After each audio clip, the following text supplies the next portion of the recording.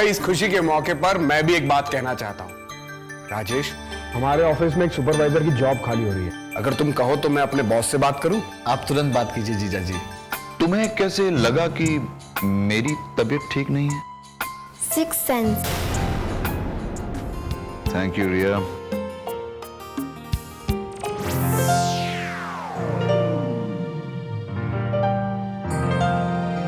निहारिका, मैंने तुम्हें इसलिए फोन किया था कि मैं तुम्हारी सिक्योरिटी के लिए एक कांस्टेबल भेज रहा हूँ।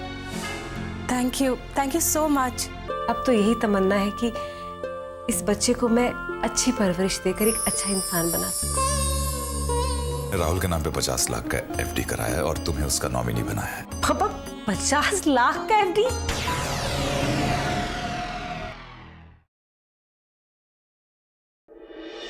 हाँ रूपाली, बैठो।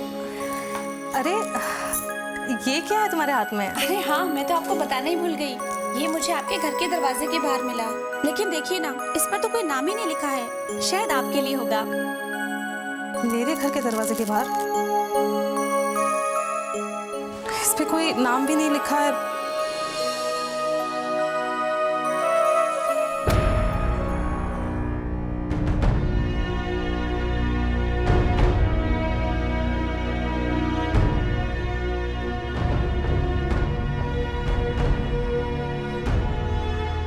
मैं खोल कर देखती हूँ।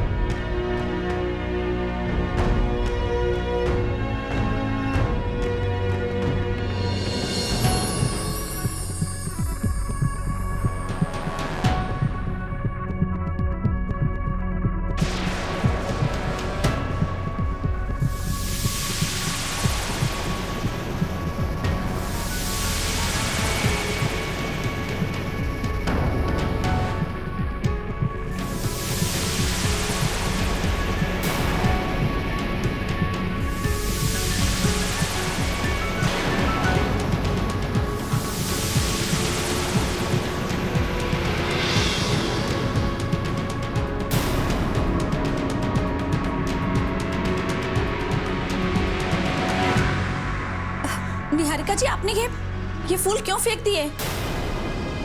आप इतनी घबराई हुई से क्यों लग रही हैं? आप इतनी डरी हुई क्यों हैं? क्या हुआ निहारिका जी, प्लीज बताइए। आप रो क्यों रही हैं? प्लीज बताइए, आखिर बात क्या है? प्लीज बोलिए।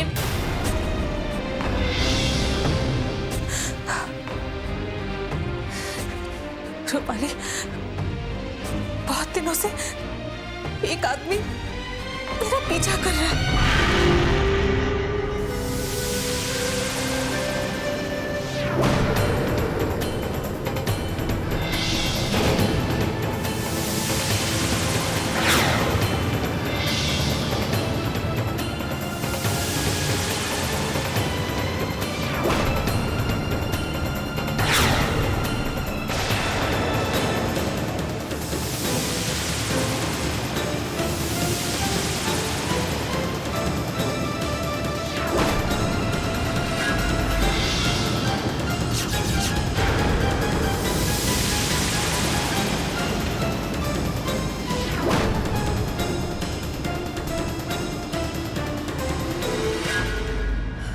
निहारिका जी, इतना सब कुछ होने के बावजूद भी आपने हमें कुछ बताया नहीं। क्यों निहारिका जी, क्यों? आप सब कुछ अकेले ही सहन क्यों करना चाहती हैं? बोलिए। अरे कम से कम आपको ये बात अश्विन जी को तो बताया होता, या फिर कहीं कंप्लेंट तो दर्ज कराई होती। रूपाली, मैंने अश्विन जी को इसके बारे में बताया है। इनफैक्ट वो मेरी सुरक्षा के लिए एक कांस्टेबल भी रखने वाले हैं। नहीं निहारिका जी, आपको अपनी हिफाजत के लिए किसी कांस्टेबल की जरूरत नहीं है, बल्कि आपको एक ऐसे मजबूत सहारे की जरूरत है जो आपकी पूरी जिंदगी को सिक्योर कर सके। यकीन मानिए। मतलब ये कि आपको अश्विन जी के प्रस्ताव के बारे में दोबारा सोचना चाहिए। रूपाली, तुम्हें पता भी है तुम क्या कह रही हो? वही निहारिका जी जो आपके लिए सही है। रूपाली प्लीज, अगर तुमने दोबारा ऐसी बात की ना तो आज के बाद मैं भूल जाऊंगी कि हम दोनों बचपन के साथी हैं।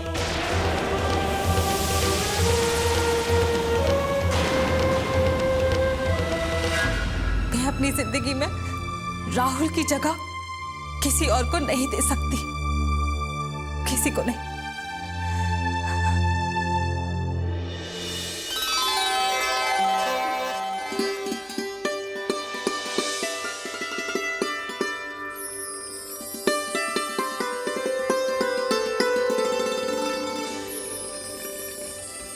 क्या बात है सुलक्षणा, बड़ी अकेले अकेले मुस्कुरा रही हो। अरे हमें भी तो बताओ क्या बात। अरे हमारे घर जो नन्ना मुन्ना मेहमान आने वाला है, ये सब उसी के लिए। इन्हीं को देखकर मुस्कुरा रही हूँ। आप भी देखिए कितनी सारी चीजें हैं।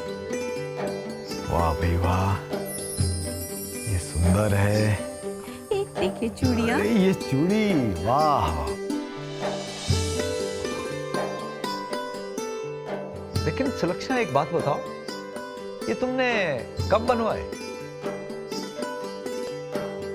जब सुरेखा को बच्चा होने वाला था ना, तभी ये चीजें बनवा ली थी। सोचा था जब बहू खुशखबरी देगी तब ये चीजें काम आएंगी। अच्छी है ना? भाई बहुत सुंदर है, लेकिन एक बात समझ में नहीं आती, तुमने ये दो कैसे बनाई, एक लड़के के लिए और एक लड़की के लिए? बस ऐसे ही। तो तुम्हें क्या लगा था कि बहू को जुड़वा होने वाला है, यानी कि एक लड़का एक लड़की? आपके मुंह में घी शक्कर, भगवान करे ऐसा ही हो। हम दोनों को एक साथ खिलाएंगे, चाहे वो पोता हो या पोती। मैंने दोनों तरह के गहने ये सोचकर बनवाए थे कि क्या पता मधु को लड़का हो या लड़की। सुलक्षणा, भगवान जो भी देगा हमें तो दोनों ही प्यारे होंगे, बस सुंदर और स्वस्थ। मैं तो उस पल को सोचकर ही भावुक हो जाती हूँ कि जब वो नन्ना मुन्ना मेरी गोद में किलकारियां भर रहा होगा। इस पल का तो मुझे बेसब्री से इंतजार था और भगवान से हमेशा ये प्रार्थना करता था कि इस घर में झगड़े की आवाज नहीं, बल्कि बच्चों की किलकारियों की आवाज सुनाई दे। बच्चे तो अमन और शांति के फरिश्ते होते हैं। देखना, अब घर में झगड़े नहीं, लोरियों और किलकारियों की आवाज गूंजेगी।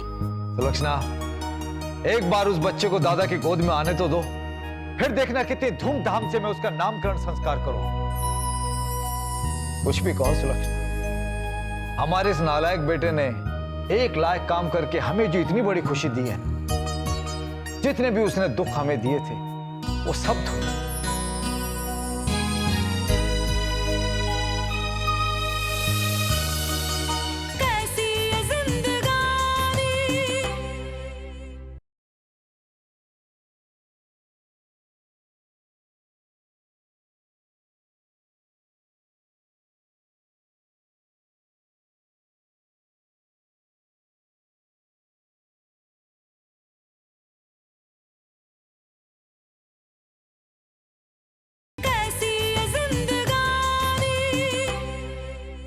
अरे क्या बात कर रही है तू? तू न्यू फेस एड कंपनी में काम कर रही है और तू मुझे अब बता रही है? जब तेरा कोई कांटेक्ट नंबर ही नहीं था मेरे पास, तो कैसे बताती? वो तो अच्छा हुआ कि आज तूने मुझे कॉल कर दिया।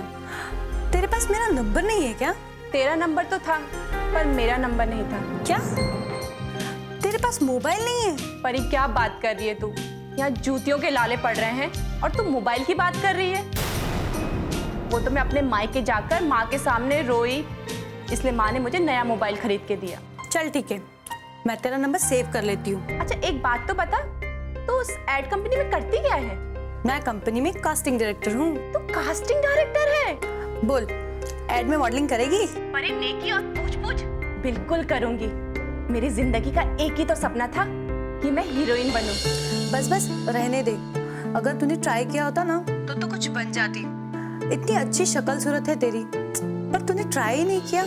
पागल, मैं शादी से पहले मुंबई गई थी और मुझे वहाँ सीरियल के डायरेक्टर भी मिले थे। उन्होंने मुझे अपने सीरियल में साइन भी कर दिया था। तो फिर तूने उनका सीरियल क्यों नहीं किया? प्यार में पड़ गई थी ना। राजेश का रोज रोज फोन आता था, जल्दी से चले आओ वरना मैं अपनी जान दे दूंगा। अब मैं अपना सर फोड़ रही हूँ कि मैंने उससे शादी क्यों की। अच्छा ठीक है, वो सब जाने दे। एक काम कर, कल सुबह तो ऑफिस आ जा और यहाँ पर आकर ऑडिशन दे दे। अगर तेरा सिलेक्शन हो जाता है तो तेरा सपना पूरा हो जाएगा। अरे क्या बात कर रही है तू? मैं चलकर नहीं दौड़ कर तेरे पास आऊंगी। और एक काम करना, यहाँ पर ना तू थोड़ा मॉडल स्टाइल में आना, समझी? स्टाइल? तू अगर मधु का स्टाइल देखेगी ना तो देखती रह जाएगी। चल ठीक है, बाय बाय। इतने दिनों से मुझे इसी पल की तो तलाश थी। आखिर वो सुनहरा पल आ ही गया। अगर मैं चुन ली गई ना तो भीख के टुकड़ों से मुझे छुटकारा मिल जाएगा। फिर मधु अपनी मर्जी से जिएगी, अपनी मर्जी से। मधु, मधु तुम्हें पता है मम्मी पापा हमारे आने वाले बच्चे के लिए कितनी तैयारियां कर रहे हैं? नहीं पता है और ना ही मैं जानना चाहती हूँ। मतलब मुझे अभी बच्चा नहीं चाहिए।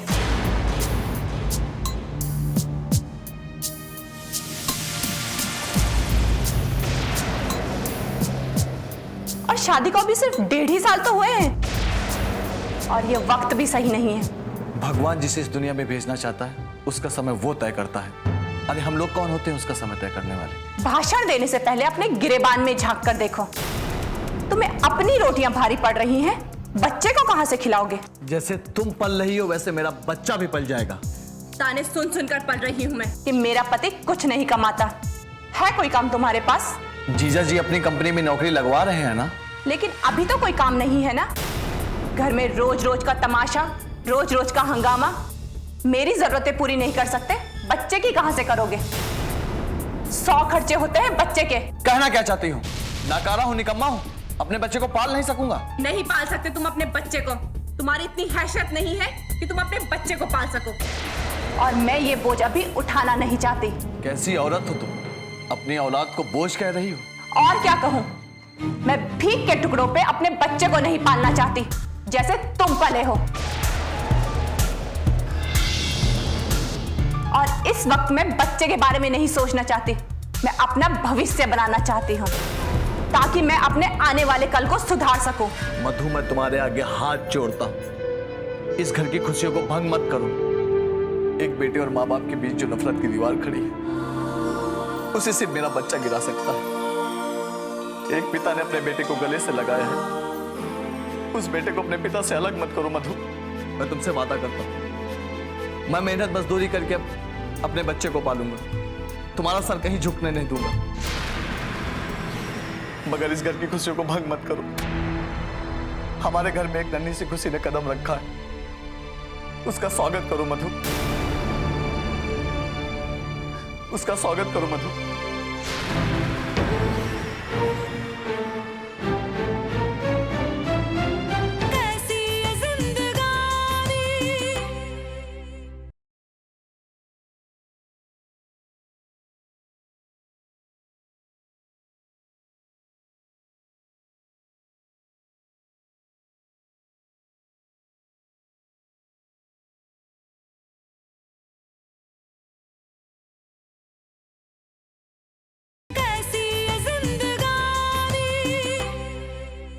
रिया, मैं तो कहूंगा कि हमारी मीटिंग काफी अच्छी रही। मैं पूरे समय मिस्टर अग्रवाल के एक्सप्रेशंस को नोट कर रहा था। वो हमारे प्रोजेक्ट में काफी इंटरेस्ट ले रहे थे। मतलब वहां पर और भी प्रोजेक्ट फाइल्स थी, लेकिन he was taking special interest in hours. लगता है डील हमें मिल जाएगी। हाँ सर, ये डील जरूर फाइनल होगी। रिया, अगर ये डील हमें मिल गई तो हमारी कंपनी को बहुत फायदा होगा और इस प्रोजेक्ट के जरिए हमें और भी बहुत सारे प्रोजेक्ट मिलेंगे। सर, आप अपने प्रोजेक्ट के लिए बहुत मेहनत करते हैं और हर मेहनत का नतीजा एक ना एक दिन तो जरूर निकलता है। भगवान भी उनका ही साथ देते हैं जो अपनी मदद खुद करते हैं। लेकिन इस बात में कोई शक नहीं है कि इस प्रोजेक्ट में अगर तुमने मेरा साथ ना दिया होता तो ये मीटिंग इतनी सक्सेसफुल नहीं। बस रहने दीजिए, ये सब मैंने आपसे ही तो सीखा है। अब मैं आपके लिए गर्मा गर्म कॉफी लेके आती हूँ। Alright, thank you.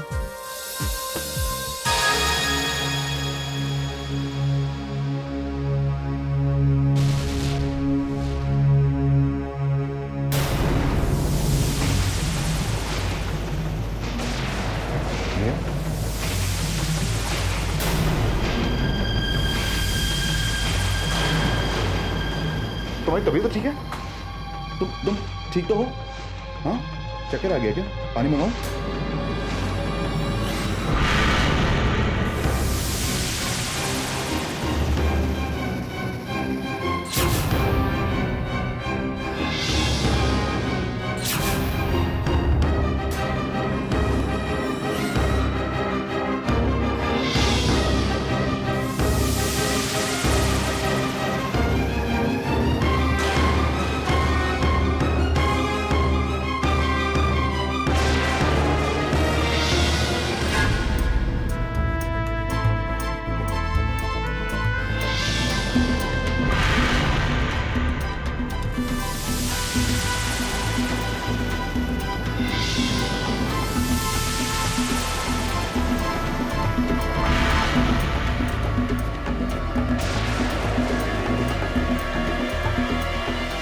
Hi, I am रिया।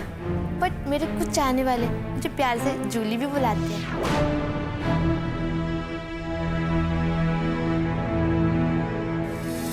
पानी वाली मंगाऊं तुम्हारे लिए?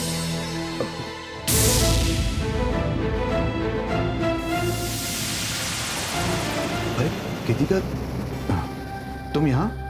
हाँ, सोचा चलकर देखो ऑफिस में क्या काम चल रहा है। अच्छा काम चल। एक्चुअली रिया की तबीयत थोड़ी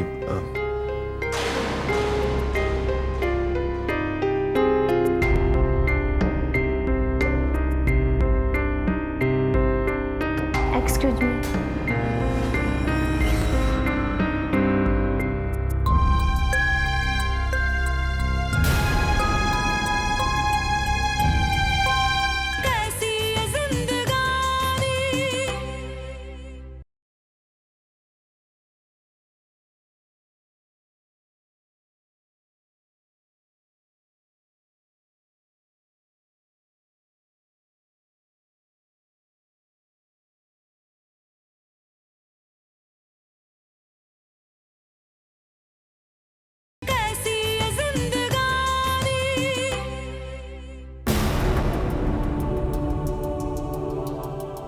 तुम्हारा मोबाइल स्विच ऑफ आ रहा था। लैंडलाइन पे फोन किया तो वो भी रिसीव नहीं कर रहे थे। वो एक्चुअली हम पूरे दिन बिजी थे।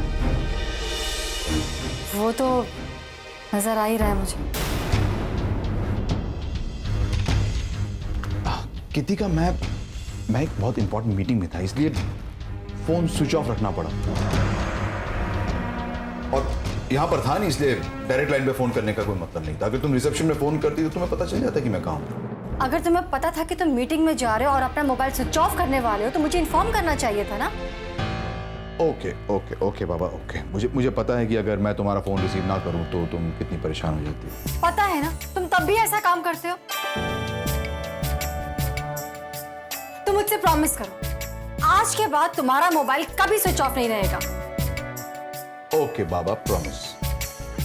अब चाहे कितनी भी इंपॉर्टेंट मीटिंग क्यों ना हो, मैं तुम्हारा कॉल हमेशा रिसीव करूंगा। अब जरा आप स्माइल वाइल हो जाए कुछ। कर दो।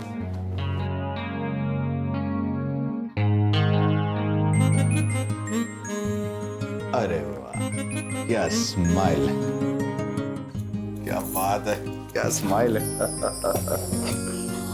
बस ऑफिस है ना, कोई बात नहीं, अपना ही ऑफिस है, घबरा मत।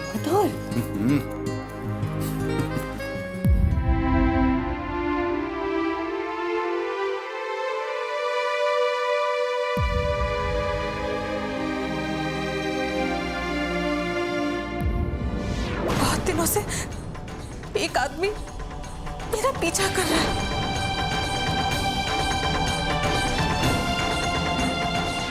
अगर तुमने दोबारा ऐसी बात की ना तो आज के बाद मैं भूल जाऊंगी कि हम दोनों बचपन के साथी हैं।